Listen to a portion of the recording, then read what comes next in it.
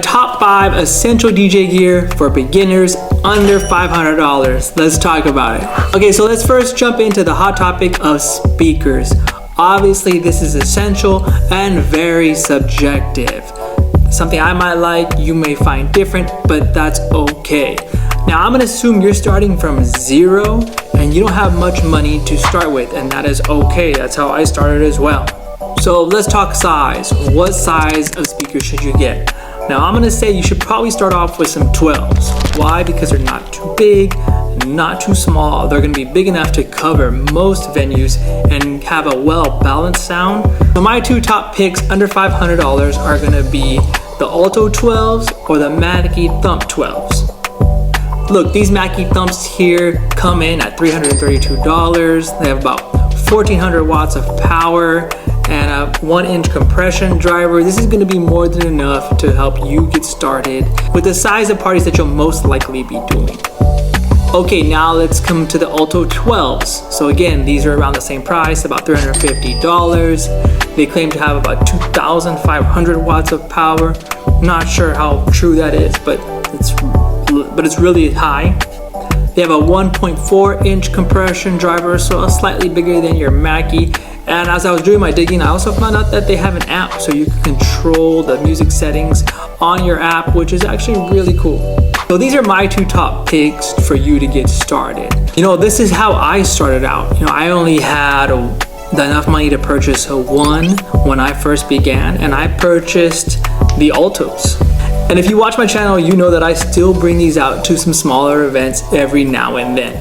So here we are 7 years later and they are still going. And to me, they do not sound half that bad. So even if these speakers blow out tomorrow, I can definitely say I got my money's worth for the price point that they're at. So go to Guitar Center, hear them out for yourselves, try out some speakers, see what you think. That's the way I started. And again, I think it's important to remember to know who the clientele you're playing for. If you're just beginning, you're most likely gonna start playing for people in their backyards. People are used to hearing the sound of hooking up their Bluetooth speaker, right? These families are probably hooking up their rocker box or whatever the latest box system is that they can just Bluetooth from their phone, okay? If you come in with these professional speakers, it's gonna sound a lot better. Even though they're not the best quality, they're gonna be great enough and they're gonna sound much more professional. Don't worry about what everybody says out there. You know, people will tell you to get name brand everything, this brand, that brand. If I were you, if you're just getting started, you don't know if you're gonna keep doing this a couple years down the road. Just get something for now that the average consumer will not know the difference. 99% of the time you're gonna be playing for, again, backyard crowds. You're not gonna have some experienced DJ in there or sound engineer telling you that these suck. It will be okay, and I think that is the route you should take. Okay, so now that we've talked speakers, let's go into the second item, and that is gonna be, of course, a laptop. You need something to house your music and a software to play your music. So let me first off by saying that if you have a laptop now, just use that. But first, clear off everything you have on there, okay? If you have old textbooks, papers, whatever, different apps, clear all that crap off and just run your DJ software on your laptop. Now, if you do have a little bit of money, you may want to look on Amazon for some refurbished MacBooks. This may be an opportunity for you, or an area for you to start at. When I looked these up on Amazon, they had some refurbished, slightly newer MacBooks for pennies on the dollar. Now, they may not be 16 gigabytes of memory, which you would look for, but that's okay. 8 is fine. 8 is what I started on, and you're not gonna have very many problems. So I did a quick Amazon search and I found some 2020 refurbished MacBooks for only $419. So that is a steal if you ask me.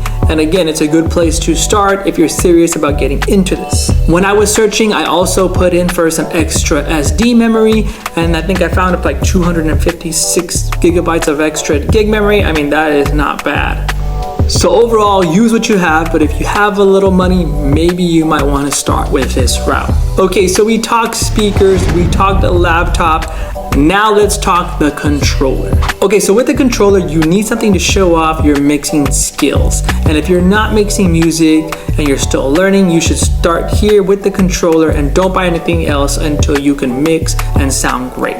So I would say the entry-level controllers are like the Flex 4, the Rev 1, the Hercules 4 Impulse, the Hercules Impulse 500. These are all great controllers that you can keep for the rest of your DJ career. Now there are some cheaper options like a 200 versions. They're a little bit smaller, but I would say don't make the same mistake I did. Don't start off buying those because you're just gonna end up replacing them very quickly.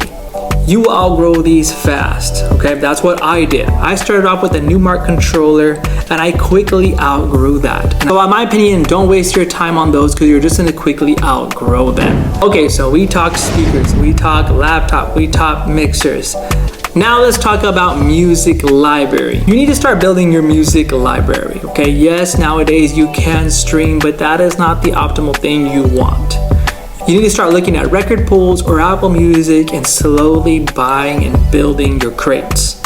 Now record pools can get a little pricey, like 30-40 bucks a month or even more, but you don't need to keep them the whole time. Maybe you buy a couple months worth and download all your music and then you get rid of it, okay? A lot of people do that. That might be a good place for you to start. Now, yes, you can stream music and that's a great way to get songs that you don't have immediately. However, it is not ideal because the internet can cut out. And the last thing you want is a cracking dance floor and then all of a sudden your music starts buffering. Trust me, I've been there and the amount of stress that it causes is terrible.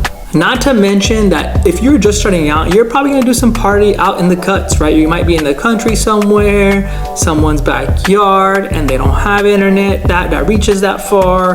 So it's best to just invest in your music.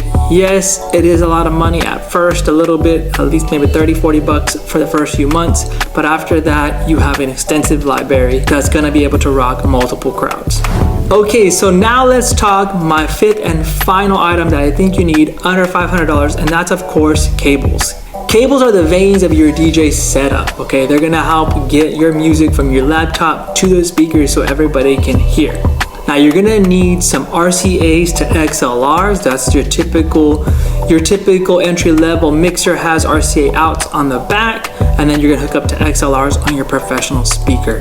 You may also need a power conditioner because trust me, the power does cut out sometimes at some of your events. You don't even know why or how, and you want something to protect all your equipment. A power conditioner can help save some of your equipment from damaging when the power gets immediately cut. Now for cables, I would say don't worry about the brand, okay? Amazon Basics works just fine here, okay? Maybe more name brand ones, maybe that might be in the future, but for now I would say don't overthink it. Just get something to help power your system because people need to be able to hear it first. So look at that and look at the gauge wires, make sure they're not too thin or super cheap. Okay guys, so those are my top 5 essential DJ items that you need to get started. Now again, this is just my opinion. These topics are always very subjective, but these are all top 5 things that you can go out and purchase and get started doing events and generating income. Now keep in mind, this is a race. It doesn't have to be all purchased at once. You can spread things out, and that's sort of what I did. Again, I told you I bought speakers this month and then I waited a few months and bought another one, okay? Space it out. Maybe tell yourself over the course of this year, I'm gonna purchase 4 DJ items and I'm gonna spread them out over 3 months. So maybe you purchase speakers, you wait 3 months, and then you buy another speaker. You wait 3 months, now you buy some cables. You wait 3 months, you buy a laptop, something. Planning this way can help you lighten the load so you can get started. You know, when I put all these together, I think it totaled out to about almost $1,500 total. So that's not bad. You can spread that out over the year. Again, the game of DJing takes time. It's something that you can't just go from 0 to 100 real quick. For most people, it does not happen that way. All right, guys, I appreciate you watching. I'll see you on the next one. Peace.